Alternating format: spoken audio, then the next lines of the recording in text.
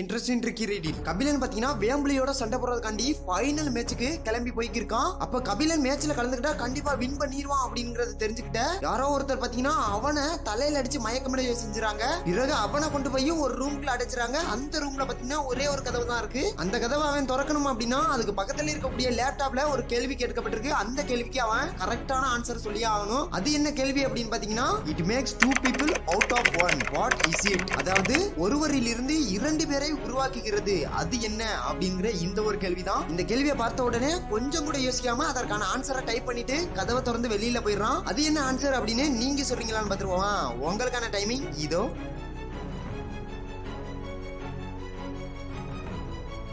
Okay, இதற்கான answer ரொம்பவே simple தான். ஒருவரிலிருந்து இரண்டு பேரை உருவாக்கக்கூடியது கண்ணாடி மட்டும்தான். சோ மிரர் தான் ஆன்சர். இந்த வீடியோ பிடிச்சா கண்டிப்பா லைக் பண்ணி மறக்காம நம்ம சேனலை சப்ஸ்கிரைப் பண்ணிருங்க. இன்னொரு இன்ட்ரெஸ்டிங்கான வீடியோ உங்களை சேர்ந்து.